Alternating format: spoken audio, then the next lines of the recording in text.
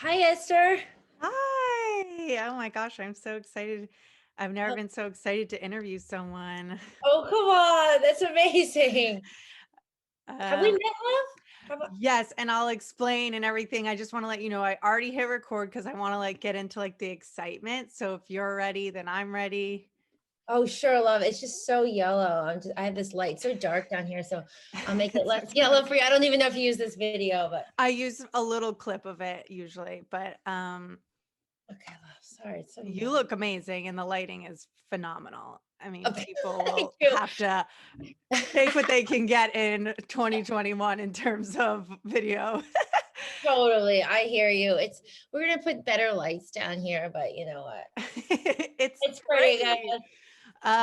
So I wanted to say thank you so much. I know you're so busy. So the fact that you're doing this podcast means so much to me. I originally started this podcast because I was listening to all these mom podcasts, getting anxiety. It's all about ways in which your kid is going to get SIDS. And I was freaking out and I was having anxiety because I was pregnant. And so I was like, oh, I want a funny one. And I'm a comedian. So it's like, I wanted something funny and light. So it's pretty cash. However, I have a couple of, you know, Kimberly Snyder's very specific questions that I would never ask anyone. Love it. But I want to start by saying that I'm your number one fan. I've been obsessed with you for so long since your green book. I color code you. I Um, know. I do too. That was the first one, love, the Beauty Detox Solution. yes. So the Beauty Detox solution is my gift to everyone. It's birthday presents, it's everything. Amazing. And it's everyone in my family. The amount that you've changed my life and then the ripple effect of your whole everything because you really started with these recipes and then turned into an empire, which I'm my husband and I both have a subscription to your Solluna Oh, probiotics. So it just automatically amazing. comes. And anyways, my sister and I are obsessed with you. And then I have cousins and friends, and everyone who knows me knows that I preach. I'm like, listen, Kimberly Snyder's my health guru. I don't want to, if you don't want to talk about it, then great. But I do want to talk about it. So let's talk. And then, so I've changed so many people's lives and they call your green smoothie Esther's smoothie. It's not my smoothie. It's your smoothie. But I tell people to make the smoothie.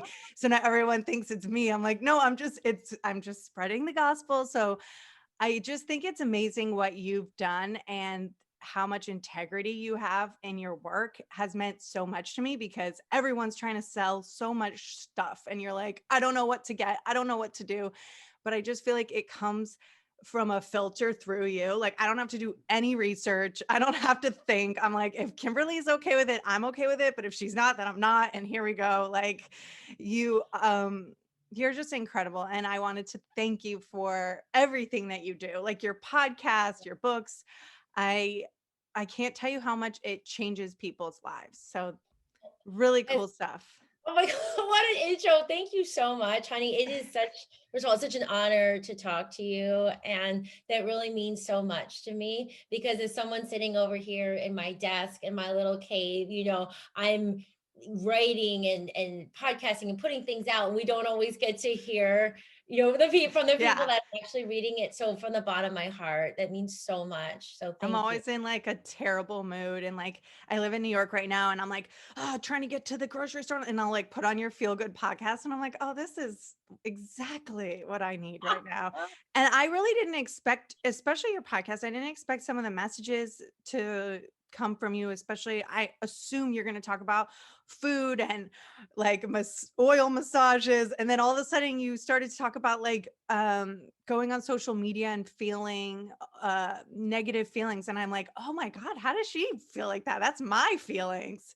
How does she even know what it's like to compare yourself on the internet? Kimberly doesn't know that. And so lately I think your conversations have just been so authentic and really relatable about even when you talk about being burnt out from being a mom, and it just doesn't seem like that could happen to you. And so I'm like, thanks I for think being it, honest. I think it's funny how sometimes we pedestal someone or we just get little snippets of what we see on social media or what we hear some places, but we're all in the same boat. I mean, honestly, like we all have sleep deprivation as humans, as moms. People think sometimes that I eat perfectly, and I say, look, I've always said the goal is 80%. It's never been 100%. I certainly don't eat perfectly. But what's really happened too, Esther, in my work is my first two books were really food focused, right? Like that was it. I was bloated. I was constipated. I was dieting. I tried every diet. I didn't know what to do. And so it was through this process of self healing and learning. And I was so excited. I just wanted to share in my books. So it's always been this natural extension. But then when I got, the food part started, then I was like, oh, there's still anxiety, there's still insomnia, there's more to this. So that's where we are today, where I talk about the podcast listener, Esther, so much about I'm these like four biggest fan. cornerstones: food, body, emotional well-being, and spiritual growth. And I Yes. really got in my last book talking about the research of the mind and how that's so related to bloating and inflammation. So that's why I emphasize so much now a much more holistic approach, because I feel like if we obsess over one of the cornerstones, food is the one a lot of us go down, or body, exercise, and we ignore the emotional or the spiritual one, which, spiritual to me is just connecting with our real Yeah. self, our essence, stillness, meditation. Then we get imbalanced and we don't really feel our best.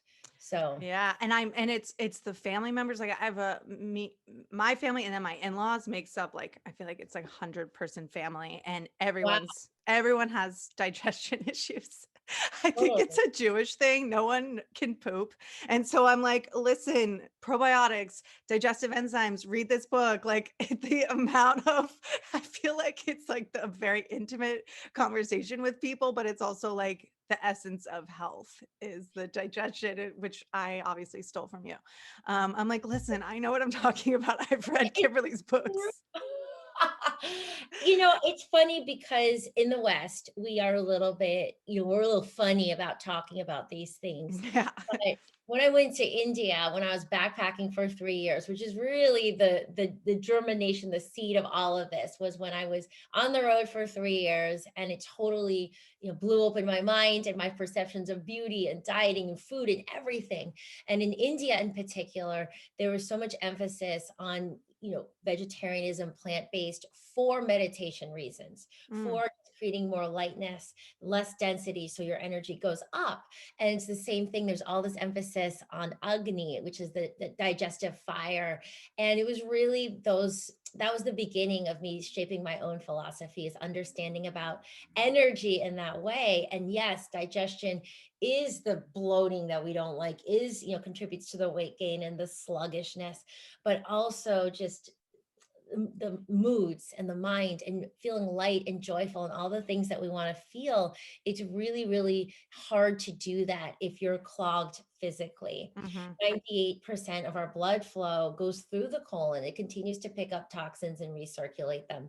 We know the enterohepatic exchange. There's an exchange between our liver, which is our main fat burning organ, our main detoxifying organ, and our colon every 7 minutes. So there's this systemic sort of weighing down of our energy if we're not releasing properly. We focus so much on organic food and the supplements we're supposed to, everything that we put in, but on the flip side, also that release, which is why Detoxy as a product is so powerful. I don't recommend a lot of supplements, as you know, but it's basically nascent oxygen paired with magnesium and ASC2P, so stable vitamin C, which has been shown in clinical research to stop the telomeres from fraying. So it's a deep protection of your cells, deep anti-aging, and removing toxins continuously without being a laxative or habit Yes. forming. I love it, and I have it in my kitchen, and I take it, and I take the digestive enzymes, and I take your probiotics, and then when I give the Amazing. probiotics to people, I'm like, "Why don't you just try this?"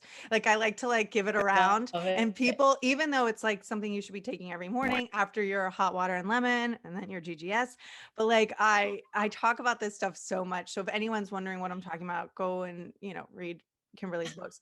I have, like, specific baby questions really quick, because I Yeah. don't want to spend the entire interview gushing over you, but really quick. Oh, Right before the pandemic hit, I was 6 months pregnant, and there was a live, I was moving.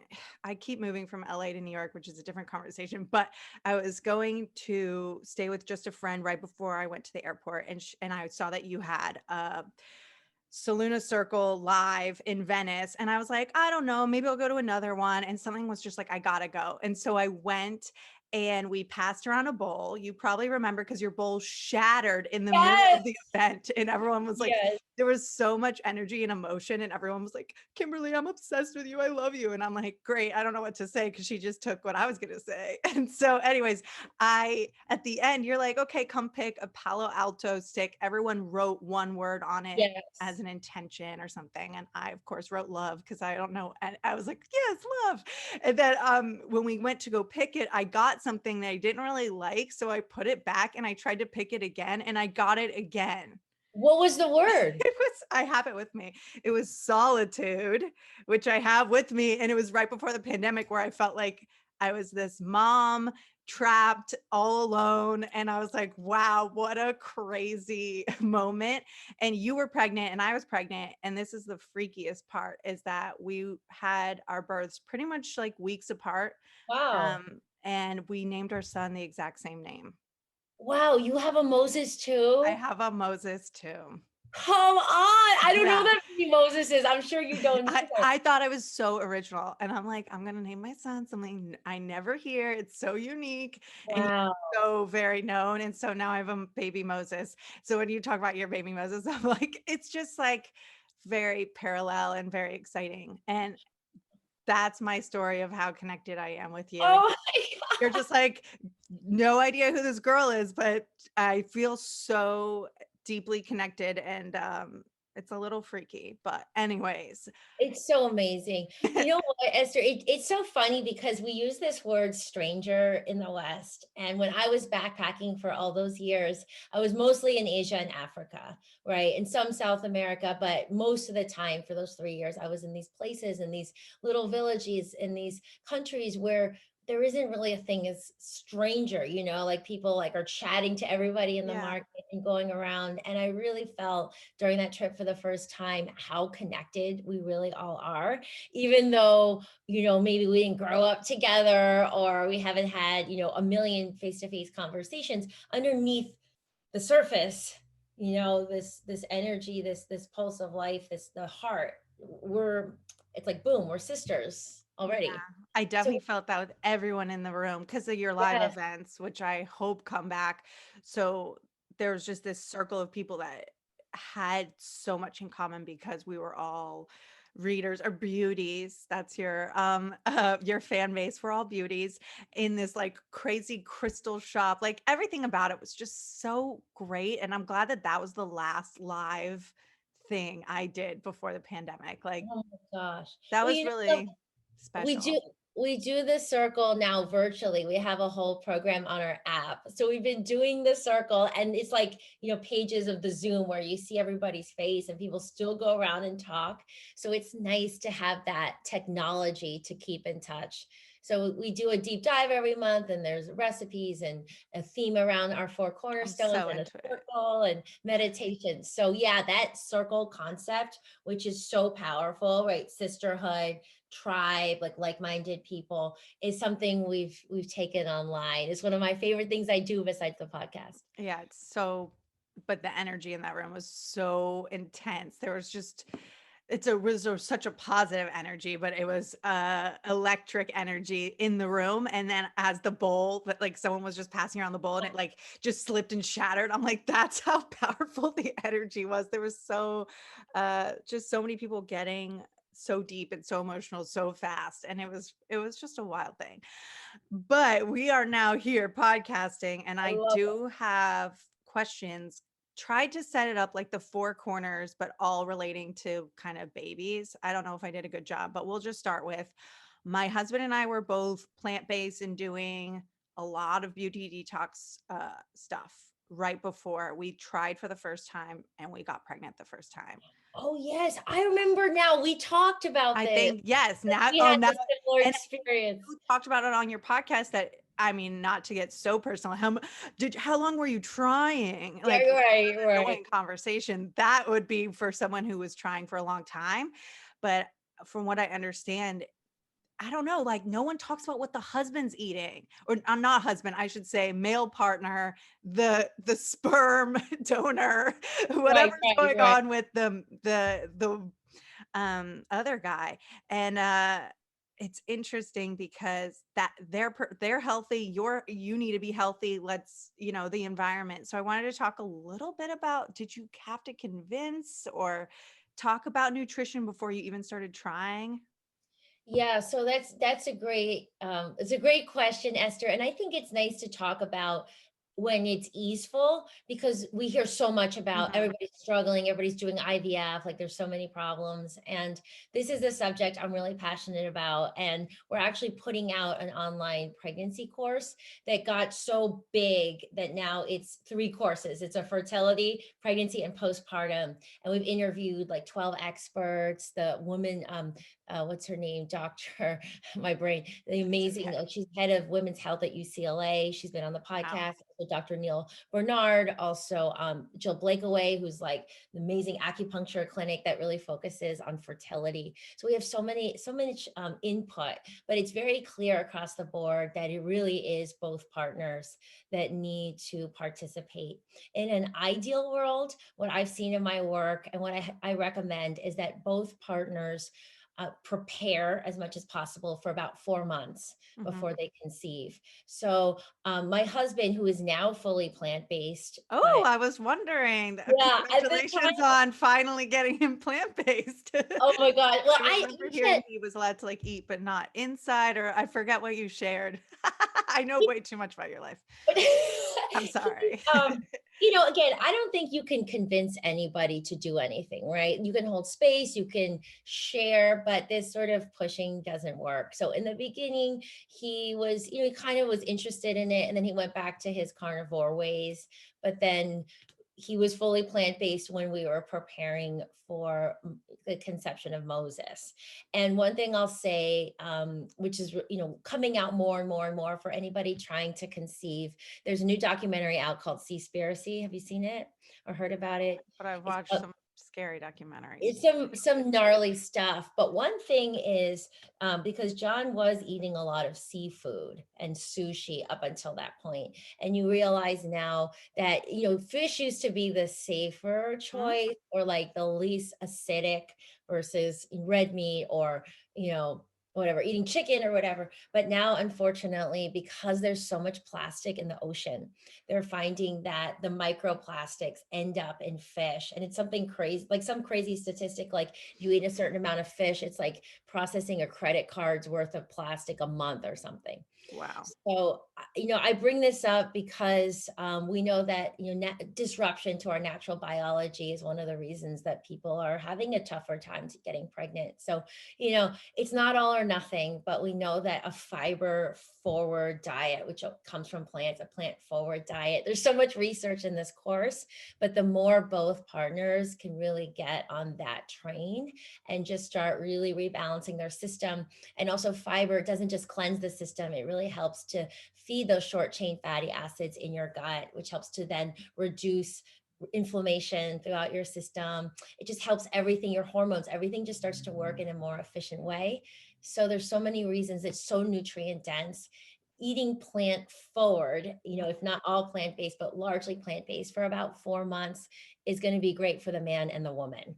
And, again, we say convincing. I think it's, there's so much research you can show, but really getting on the same page as a couple, what is our goal? And if our goal is to have a really healthy, beautiful child, even for a few months, like making modifications, hopefully shouldn't seem too out of the, I mean, you know, we were getting ready for our wedding, and so we were both just like really feeling good and feeling the detox, like, for uh, just like vapid reasons. Oh, we both want to lose weight. We're about to yeah, get married. Let's go really hard on, you know, I'm about to say like the probiotic enzyme salad with the this salad, like making all these really specific choices with our meals. And it yields to lots of weight loss if that's what someone wants out of it. It can, just it's also energetic. So we were like, let's go to do this boxing class. So we were doing boxing and feeling good and eating so clean and so healthy and doing this detox. And then all of a sudden the wedding came, and it was like the day before the wedding or something. And I was like, I'm ovulating, let's go. And we got pregnant. And I did not expect that it was going to be the first try. I was shocked. Well, I think, what you were saying, you were feeling really good and you were sort of in this wave of energy. So back to the four cornerstones: food, body, emotional well-being, and spiritual growth. So a big teaching from Ayurvedic medicine is the mindset of the woman specifically for conception. And they teach over and over again, it's in the text, how important it is for the woman to be feeling happy when she tries to Wow. conceive. And now more emerging research is showing the connection between our ovaries and stress. So we've all Mhm. known people that try to get pregnant and then they can't, and then they go to adopt. And then, when they're going down that process, then they get pregnant, Yeah, right? that's happened to people I know. Exactly. And me too, because that stress sort of just, imagine like here, look at my Yeah. shoulder. Like imagine if you relax, that same effect happens on the inside of your body. It happens with your hormones, with your ovaries, especially your endocrine system. There's a connection between our nervous system and our endocrine system, and therefore our hormones and also our immunity. So again, everything is so interrelated. So the fact that you are feeling great around your wedding and enjoying this time, and hey, without the pressure, I really feel like that was part of it. 100%. And I'm like, it's also, yeah, what I was eating, everything about it. Totally. Uh, That's good. and also it was just meant to be. It was just this kid, this soul wanted to like emerge from the other side. I don't know where babies come from. Like the soul thing is pretty wild, because he came into this world with the happiest personality, a little mischievous, super curious, but like giggly, Yeah. smiley. Everyone's like, "Who is this kid?" I'm like, "I don't know." He laughs at everything. It's a good thing because I'm a comedian and like I need laughter. I'm very needy with my needing him to laugh, and he's just been really great. I actually recently saw your baby Moses chewing on celery, and I Yeah. was like, "Of course, my kid is like teething like crazy. His teeth are hurting. He's eating everything. He's chewing on books now." And I'm like, what do we do? And I've tried a bunch of teething toys, but recently I grabbed some celery because I saw it on your Instagram and he loved it. And I'm like, there's no way he's going to just chomp on celery. This is crazy. And he really did. I think, it's amazing how, so I have an older son who just turned Yes. 5, and we grew up, we had this idea, like cartoons and shows like kind of laugh at this idea, like, oh, the vegetables are gross and there's always this Yeah. struggle. But it really is the way that you introduce foods to kids. So from the beginning, it wasn't like weird or gross. Bubby, Emerson, my first son, he was having glowing green smoothie as his first food. And now I can honestly say he naturally gravitates towards celery and carrots and apples. And he just wants to eat a whole big thing of cucumber. And it's not that I'm like this, model mom, like perfect, but it's really what we keep in the house. Yeah. And it's so simple. I think a lot of moms are always asking, oh, what about these recipes and all this stuff? And my last book, there was recipes in the back and there was a kids section. But honestly, like for me, simplicity is one of the most beautiful things. I eat so simply and I don't really follow a lot of recipes. I just focus on the ingredients, and that's how our whole family eats now. And it cuts out all the time with complicated recipes. It cuts out a lot of pressure and frustration. Like I have to keep coming up with new recipes. Yeah. And you can, your kids will eat the way that you like. Your approach to food really does rub off on them. Yeah, he's drinking glowing green smoothie, but from my cup. Like I have a cup with a straw that I use for my smoothies, and lately he's just like grabbing that. And because we were kind of feeding it with a spoon. So I'm like, Yeah. no, he needs his own sippy cup, although I don't know what's the best. And he's not even, he's 10 months. You know that because I think your son's probably 10 months, 10 and a half. I Yeah, want he to is. say. If We we have the haven't same done this. age. We haven't done the straw thing yet. We're doing some baby led weaning, like where he's, I'm using. asking, I want to know all about any tips or tricks or things with baby led weaning because it's just a hot conversation. Everyone's talking about, I feel like, baby led weaning. Oh, I will say, because my life is really busy and my husband's life is busy, like we're again, and in New York, it just feels so impossible to get anything done. We went to Whole Foods, we got some packets of baby food. So we do some packets of baby food, but then we also do GGS. We also do just like, I cooked sweet potatoes. Here, have one. We're Yeah. trying that stuff too. But we So do do you packets. have that, do you have that Perfectly Imperfect book, Esther?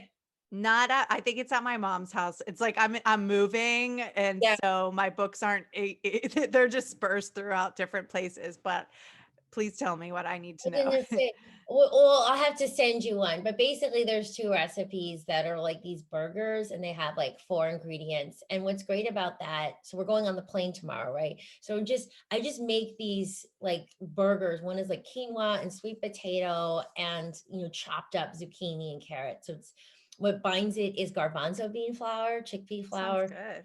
like super, super simple stuff. So what I like about the baby led weaning is it does teach this sort of autonomy and self-regulation Mhm. with their appetite and understanding their body from the beginning. So everything's soft, or these burgers crumble, there's no choking hazard. But I think that moms can go really nuts with like thinking they have to make all these purees all the time. And you know, all around the world, people don't really have access to blenders. And when I started learning about this, so much of my philosophy comes from nature, right? Like in the first book, I talk about anatomy. So it's not this, idea that I just made up, or, these panels I'm on, sometimes the paleo people talking to the plant-based people and the keto people. It's like, guys, we all have studies in our, back pocket, but look at nature. This is the way our GI tract is Yeah. designed.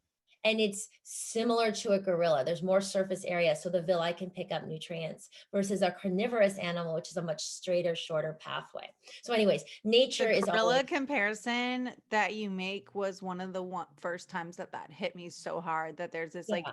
giant, strong animal that's so similar to us and doesn't eat meat. And I'm just like, okay, that I can understand we might be doing things wrong or like against what really is natural to us.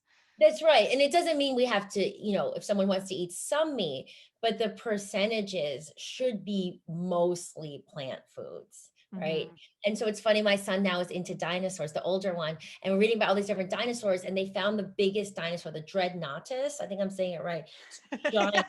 All I the haven't gotten giant there with ones, my son yet. I'm the sure one day giant I'll know the ones. dinosaurs. I'll wait till you get into that phase, but they're all plant-based. So in a similar vein, right?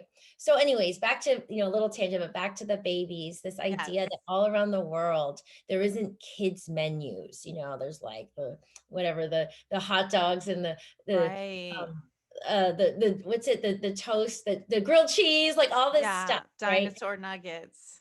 Yeah, there's all these like ways that we create separation, like in the kids' diet. But really in India and all these different countries, they're eating like smaller amounts of what the parents are eating and Right. introduced to a wide palette of food. So that's sort of been my guiding force with Emerson, with my older, and what I'm doing with Moses is I drink the glowing green smoothie every day, so we give some to him. But other than that, he's eating, softer foods, like things that he can pick up and he can experience, but not so many purees, or really not any for us. He does have some coconut yogurt and things. So it's just this exposure to, we had a podcast with Dr. B, who's this amazing gut doctor, and his big thing is the variety of foods to Mm. really strengthen the gut. So we just try to expose Moses to a wide variety, but really he is participating in the eating, and it's wonderful to He's witness. so cute. Oh, he's Yeah, so cute. He actually looks your a son lot too. like you.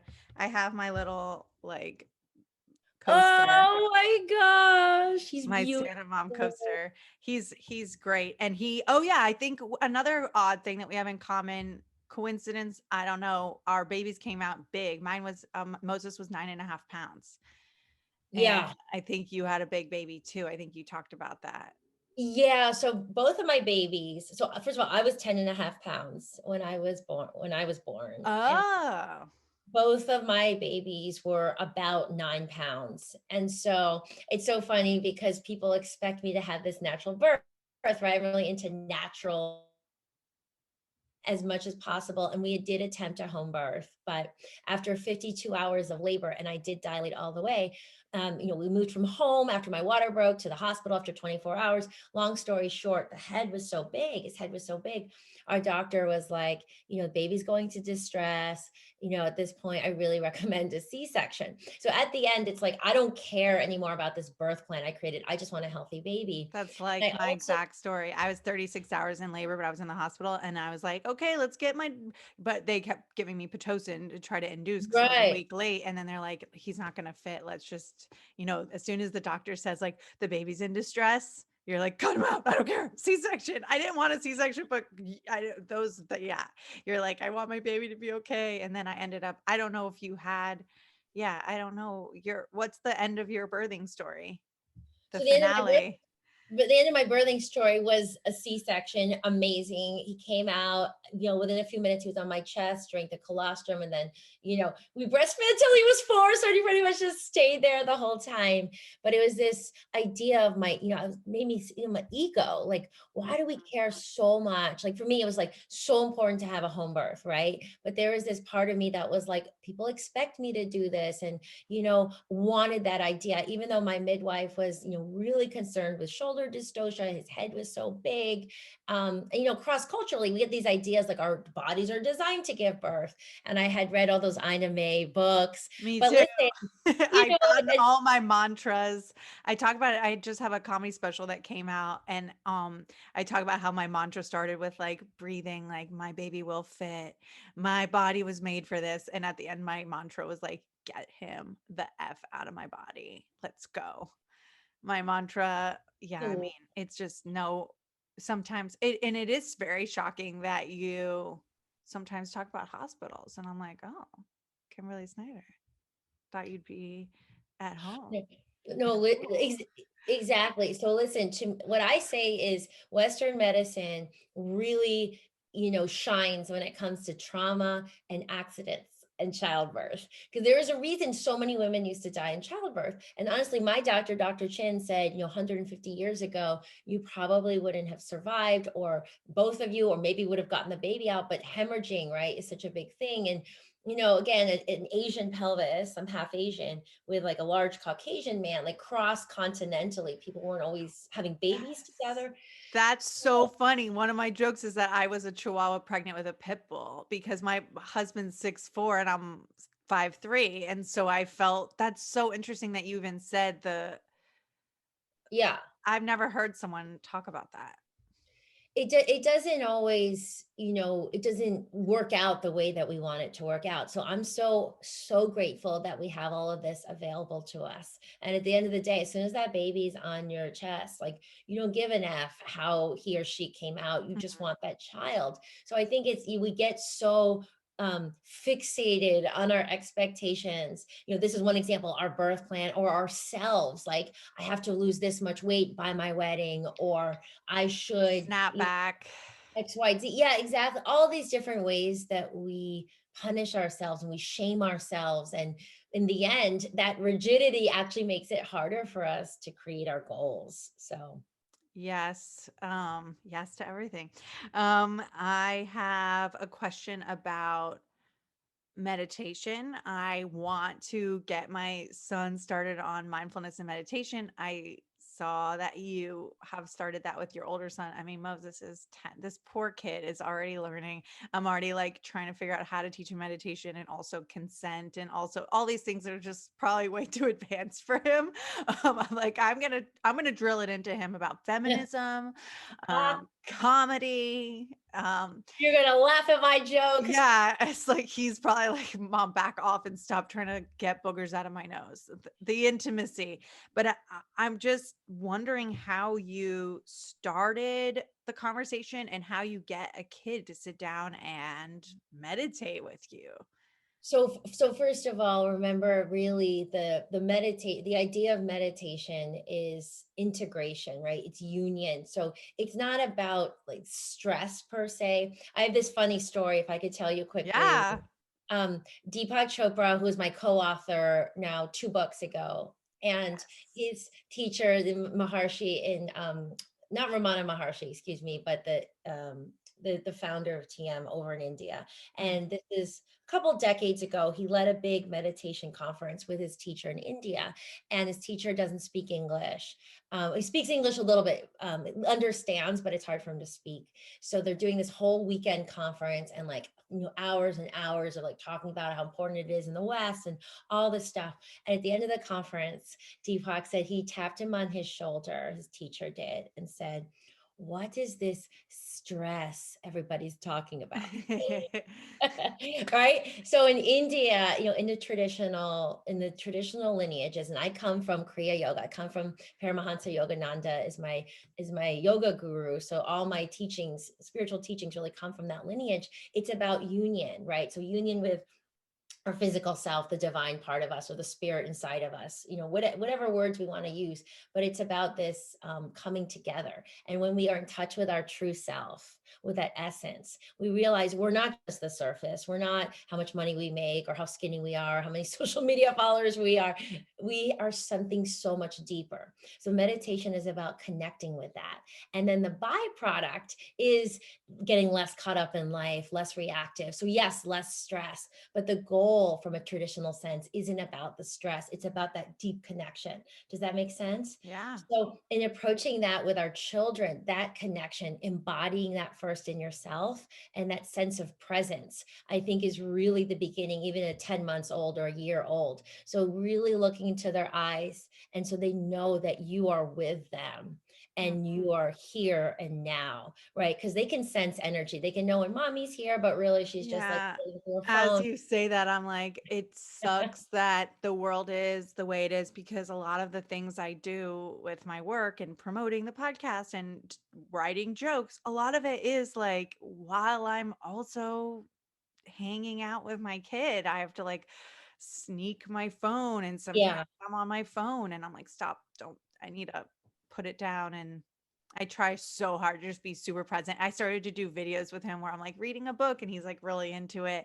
So it's like, yeah, my phone is also my work. Totally. Listen, and it's nothing to Sucks. beat It yourself. just sucks that he sees me on my phone so much. I mean, I think, listen, that happens to all of us. Like we're all so mobile, we're so on our phones, but carving out moments where you really put the phone down, whatever that looks like to you, and like having that eye to eye connection, like that I'm here with you. Because as they get older, they really pick up on it. And Hmm. sometimes, listen, my older, like he'll be playing, and then I'm gonna come play with him, but then I have to like answer a text, and he says to me now, he's 5. He says, "Mama, like put your phone away." Like he really doesn't like it. But so it starts with that presence, right? And then it like, I'm nursing, like I meditate a lot when I'm nursing, and it starts with like them sitting with us and witnessing it, right? They say besides reading to our children, the most powerful way to get them to be readers is for them to see us reading.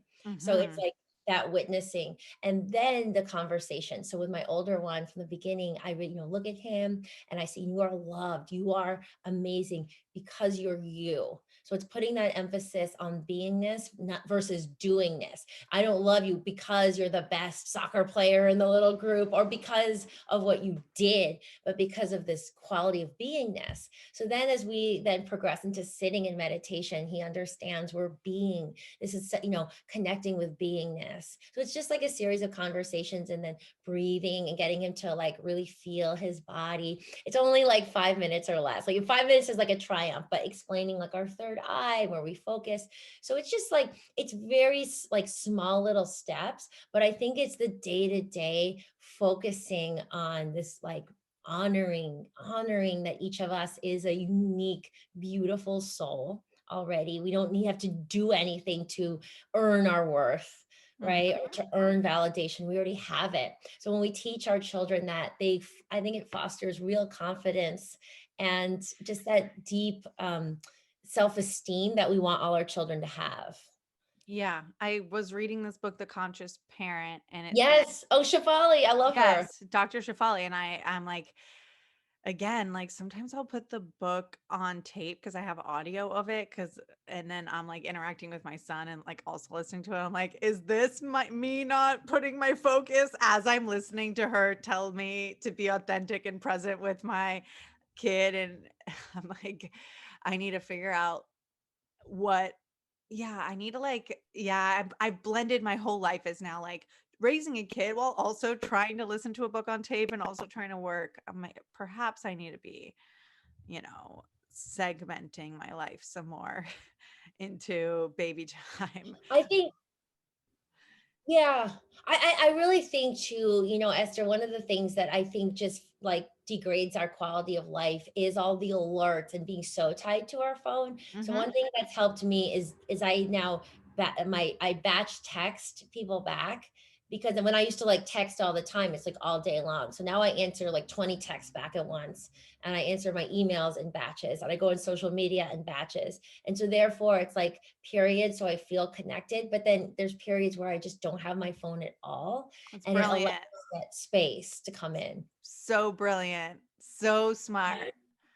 Those little Um, gaps, those gaps where we are like that time is, the yogis talk about the searchlights of our senses are always going out, always seeing what other people are doing on social media or the news or this and that. It's always going this way. But when we are present with our kid or with ourselves, when we meditate, when we give ourselves that time, we take all that energy and we put it back into our spine, we put it back into ourselves. And that's so nourishing.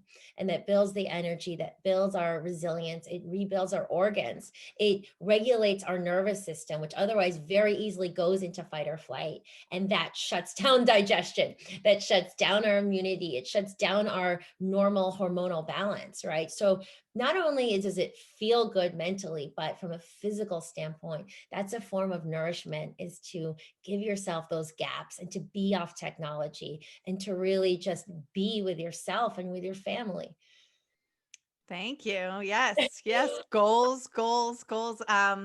One, I guess this would be my one last baby question, which is you've talked about it a little bit, and then I started to do it, and now I'm like, oh my gosh.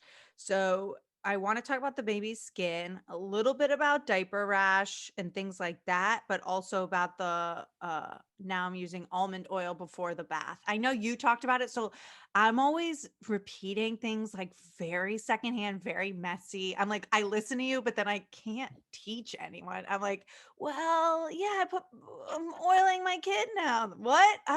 It's a thing. I don't know. That's where I am.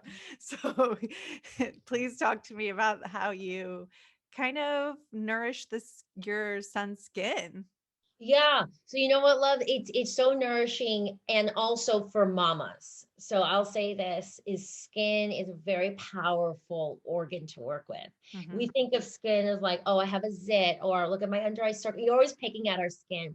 And it's true that our skin really does reflect so much information from the inside, right? Whether we're dehydrated, or there's this imbalance in electrolytes, or we need certain vitamins, or whatever it is, we can usually tell that. When I would work with clients, and I used to work with all these celebrities, I would pull up pictures and I would look at their face for an hour or two and get a lot of information and come to my first meeting. They're like, how did you know that? And I said, I've been studying your face for a little while. So anyways, and there's an intuitive aspect of that too. What But about the anyway, tongue? Are you checking out their tongues or is so that more? tongue, pulse, there's certain things you learn in Ayurvedic training too, but even just that, the face really gives a lot of information. As you say that, I'm like, everyone's, talking about getting their fillers and fixing their face with the filler and fill this and fill that. And I've even fallen into staring at my bags under my Oh, eyes and being you like, look gorgeous, by the way. thank And you you. you are so bright, right? I see the very bright light, very bright eyes. Your eyes are very white, which means the little capillaries that are traveling through your body, bringing oxygen and nutrients, seem to be, there isn't much clogging in your system from what I can see on Zoom. So, but anyways, I listen to me, Esther, I can go off on a million tangents. Anyways, babies and skin, right? So Ayurveda teaches that the skin is a really powerful way to work with our nervous system. And nervous system, again, regulates endocrine system, immunity, and so many different other functions. The why is that our skin is extremely vasculated. So it's a way where we can actually help to bring ourselves into the here and now. So Ayurveda believes that one of the most anti-aging practices, one of the most rejuvenative practices, Rasayana practice, is Abhyanga, which is a warm oil massage. Which basically what I do in my bathroom is I pour a little bit of oil into a jar, and then I put it in a larger jar and put hot water. So you can warm the oil, not hot, but you warm it over like 3 to 5 minutes, something like that. And when you apply it in long strokes, like you would do with a dry brush, but you do that before you shower, there's a very powerful self-soothing effect. And that is so powerful in terms of quelling anxiety, quelling inflammation, just getting your mind and your whole body to calm down. And so that's part of the practice. You do that and then you take a shower. And so the excess oil goes away, but it's believed that the heat of the shower helps to drive in some of the oil down to the subcutaneous tissues. So it's nourishing to the muscles, and it helps to provide a little bit of natural warmth and insulation through the body. So with adults, we use different herbalized oils, or if you know your dosha, if you know your energy, then you can, be more specific. With babies, Vaidya J, my teacher, Dr. J, always says it should be pure almond oil. And it's so powerful for babies who are just coming into the world, and they're, again, think about their nerve, everything's so new. They're just interacting and they're touching and they're seeing new people and new energies. And some of it can be a little bit destabilizing, right? If they're see bright lights, or it's just like noise or whatever. So giving them a warm oil massage at the end of the day is very nourishing, very soothing. Of course, it's great for their skin, but it's great for their mentality and their emotional well-being. They just feel really held and they feel really nourished. So I give him that abhyanga, that warm oil massage, and then we do a bath. And it really, his skin is so soft that I don't really have to leave anything on afterwards besides that. So that's a practice that we do. And I have to say, now he's sleeping through the night. And, our Moses too is really giggly and just like a really sweet disposition. And I think, these practices really help foster well-being. Are you warming the almond oil for Moses as A well? little bit, like, again, babies run a little bit hot. It's not as warm as like when I put it on. You want to make sure it's not cold, but yeah, I warm it a little bit so it feels good on his skin. I've done it a few times. We visited Denver, which is where all my in-laws are, and we had this big Passover Seder, and I brought baby Moses. We put him in a basket. He hated it. It was Oh hilarious. my gosh. But it was a moment where a lot of people were handling Yeah. him, and it was great. It was everyone was vaccinated, and it was exciting. His skin started to get rough from Denver. I would just like touch his legs and they Yeah. weren't soft or smooth, and I almost like panicked. I didn't panic, but I was like, I don't like the feeling of my son's skin. Like, I like the moisturized baby skin where it just is so soft. And he was definitely reacting to the dryness of Denver. And Yeah. plus, I wasn't around every millisecond, like oiling him and rubbing him. I let other people, like, we went one night away to do a show. Me and my husband and my in-laws took care of him and bathed him. Are you doing a bath every day, by the way? So I was going to say, I don't now, because when I don't, again, it depends on your climate. It depends where you are. They're not, I mean, we're in quarantine anyway, somewhat in quarantine still, and they're not in playgrounds yet. So I feel like every day can be pretty drying, at least for our Moses' skin too. Oh, And so that's, again, not that daily washing I felt like was stripping his skin too much. yes. So it Okay. was, It cut out for a second, but now we're all good. okay. The other I wanted to ask you about is kind of a personal thing, which is different than babies. I feel like I got my baby questions and Yeah, anything you want to ask, I love it.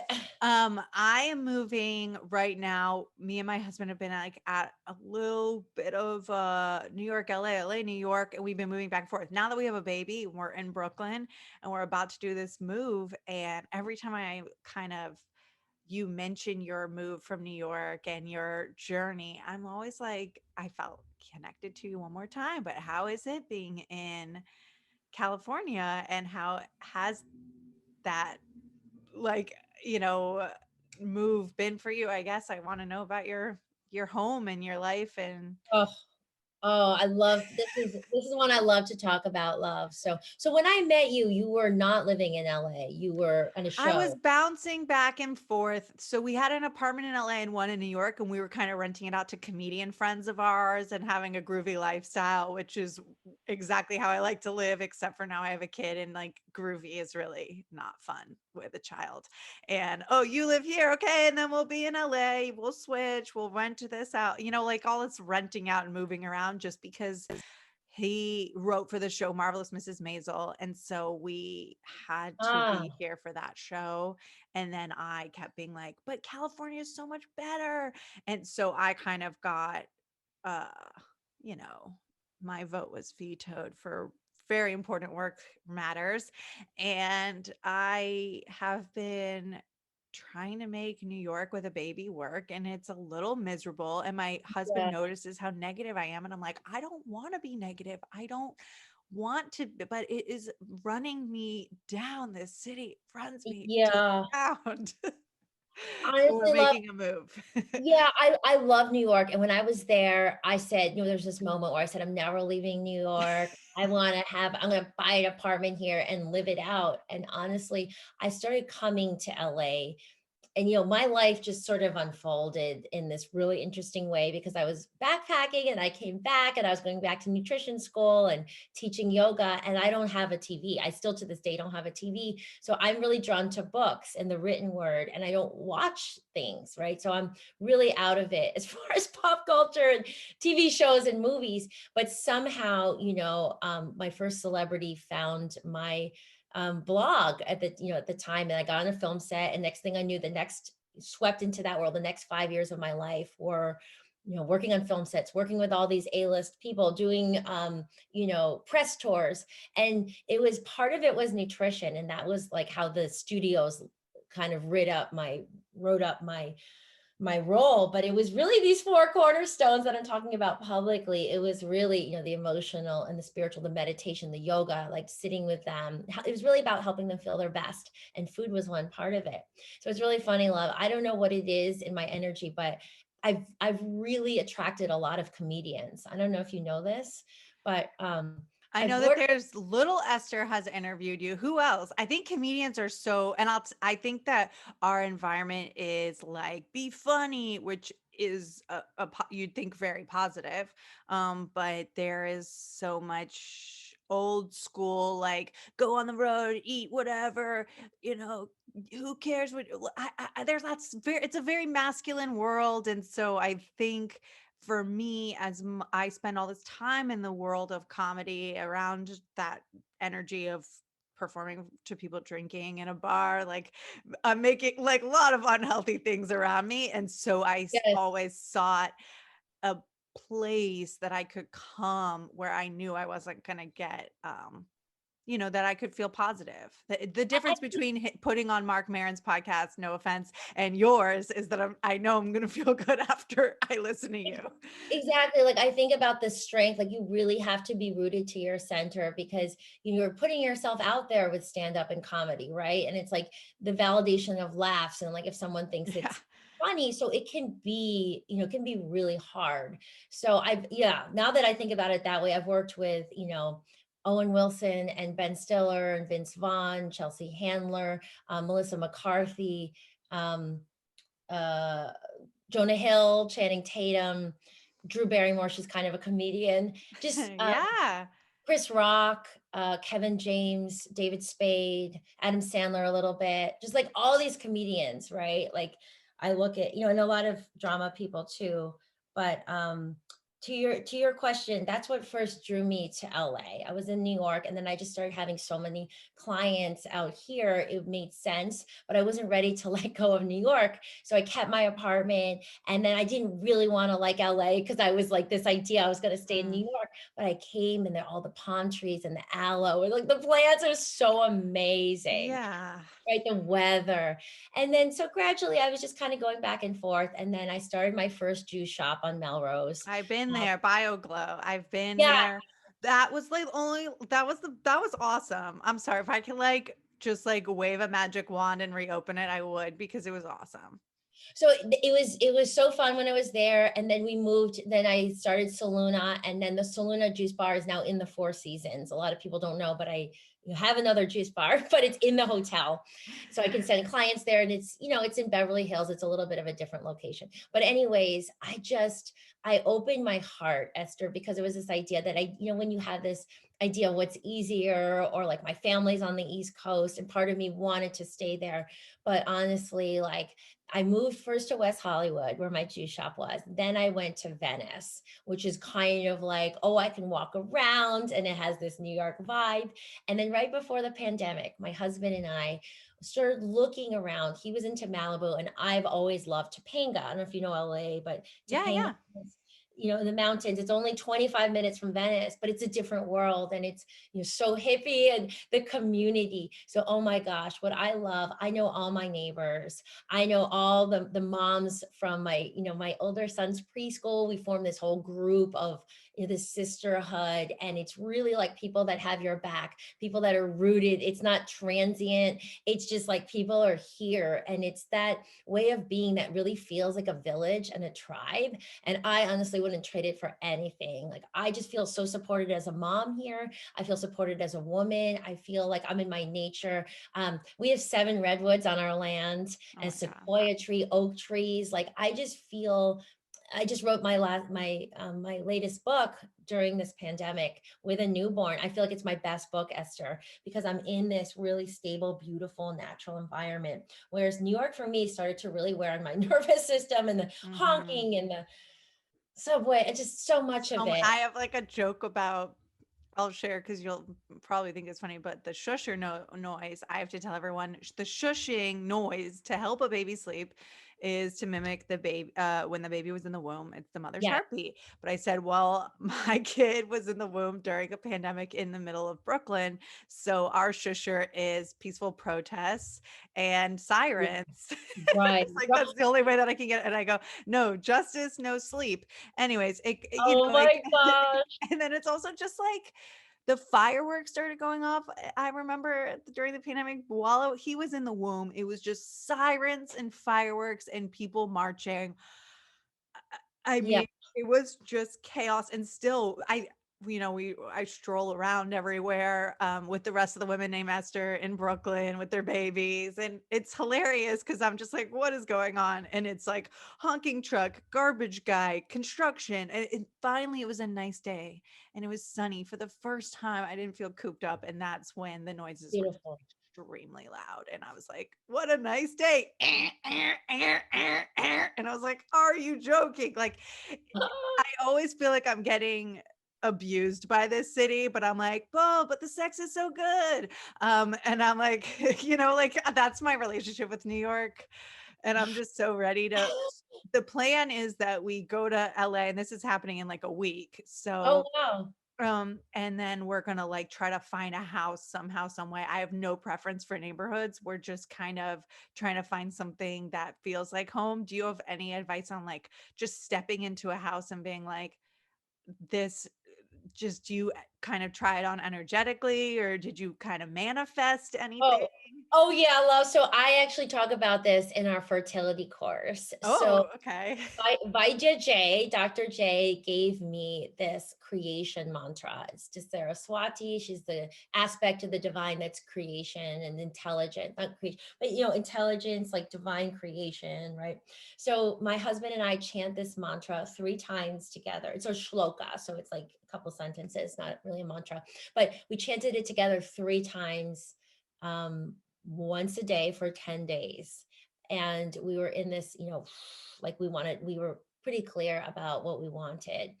And in those 10 days, Esther, we got pregnant on our first try again. And we found our house and put in an offer. And it was so easy. That was our intention. We looked at one house in Venice, Santa Monica. We were like, no way, we don't want to be this urban.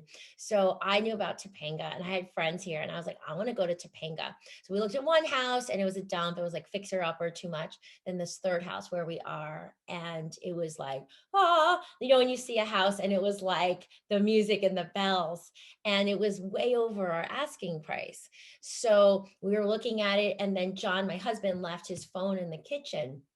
by accident. So then we go away, we had to come back. And when we came back, we met the owner. Usually it's like the realtor, Yes. there's like this that keeps you quick. Interesting. And I said, look, we're pregnant with our second child. And she'd been here. She was like the president of the gardening club. So you'll have to visit me, Esther, but you'll see all the trails and all the flowers, everything she built. And we were I'm like, salivating as there's like construction workers outside my window.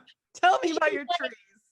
yeah, we were like, we played on that idea. Like we want to raise our family here too. But we met her. So anyways, long story short, we put in like, this offer. It wasn't like low ball, but it was, lower. And she met us halfway and we got into escrow. Like, we closed in 45 days. During that time, other offers came in, but it was just this intention of, because I really do believe in intention and I do Mhm. believe in energy. And, we weren't stressed about it, but I kept saying, I think it's going to be really easeful, which is different than easy, which sounds lazy. Easeful means there's not the excess stress and the excess, overdoing. So I just kind of put it out there and I just fell in love with this land. So Esther, I think it's, when you come, just like drive around, look, I'd love for you to come visit me. And when you feel clear about the place, I think that, you put the intention out there and hopefully it just matches up, which can happen. Could you share your chant or is it like complicated and long and Oh, sure. I'll say it here. And we write it out because I think it's a beautiful practice for people trying to conceive, to do it together as a couple. So, okay, you ready for it? Mhm. The pressure. I'm not I'm a closing singer. my eyes and I'm going to like Yeah. manifest my house. Yeah, so just, if anybody's listening to this, like you can just feel the thing about mantras and slokas in Sanskrit is you don't have to know the meaning. It's really about the vibration and just feeling or, coming to mind, focusing on something that you do want to manifest and bring forth because everything's possible, right? It's about bringing it into this 3D reality. It's like we're pulling it in. So the mantra goes like this: Garbam Dehi Senavali, Garbam Dehi Saraswati, Garbam Teashwano Devava, Tatam Pushkaras Raja. And so you would just say that 3 times, and you could say it in the morning after your meditation or twice a day if you're really trying to manifest. And so we would just do that together and feel united and feel that presence of energy, which is all around us that we can tap into. And it's like a portal. It just helps open you up. I think energetically is how I think about some of these mantras because we get closed and we get rigid, right? Like Yeah. we get kind of like, oh, like this sucks, or we kind of manifest closeness. And so when we open back up to possibilities, then a lot more can flow in. Wow. Well, Yeah. I don't know what other way to end the podcast than I really appreciate you sitting with me and podcasting with me. I think Oh, that this podcast is going to help a lot of people and your work just continues to help people. So if you're if you ever feel like you don't know what you're doing or why you're doing it, you can call me because I'll be like, you don't understand. We need you, Kimberly. I call you my guru, although I oh, don't know if you're taking that title, but I call you my health guru. And oh, you just totally just deliver the goods. Um, One thing I don't know if I mentioned to you was this is so random, but I remember you talking about that someone offered you something or was in a conversation with you about some kind of like 10-day detox, like a fad diet that, maybe you can make a lot of money off of. Who knows? right. Your Then you said, that's not really aligned. And I was like, wow, that is the perfect just a perfect role model for every artist is just like not making compromises and if it doesn't really align with who you are and your vision, you have to turn it down. And so I really appreciate all the things that you do and it just feels so authentic and just so Oh. real. So, thank you so much for being an inspiration and definitely one of my biggest role models. So, Oh my gosh, Esther, that means so much to me. It really does. Thank you so much for Thank spending you. time with me. And I will say to that point, my last thought is I get asked about success a lot, right? Like, what does Mhm. success mean? How do we achieve it? And I've been with a lot of different people, people that have more money than they know what to do with, people that are wildly, successful as Mhm. far as eyeballs on their work or whatever, how we define it as a society. But you and I both know that that doesn't really mean anything if you're miserable on the inside, if you feel disconnected, right? If you just, it's not what success is. So Mhm. for me, it's really, success is really letting your heart lead and really living from that place of connection to your heart. So, to your point, as an artist, if you're creating from that place of alignment and you're being authentic and you're really tuning into Esther, right? No matter how other people receive it or not, you're living your truth. Like that really is success. And you can go to sleep at night knowing that you're putting out your light. There's no only one Esther in the whole world. There's only one of each of us. So it's like it's almost like a responsibility to put that out because no one else can be you. So success to me is tuning in, nourishing that light with our cornerstones: food, body, emotional well-being, spiritual growth, and shining that out. And that really is, I think, for our children, for our babies, for them to understand their uniqueness and their light, and that they're enough just as they are. For each of us to live that is how we're going to make the world a brighter place. I can't wait for a Moses play date one day. I'm Yes. gonna I'm gonna When you manifest come. the Moses. I'll be like, Moses, you're so special. Here's another Moses. I love it Thank you very, very much. so much. Thank you so much, love.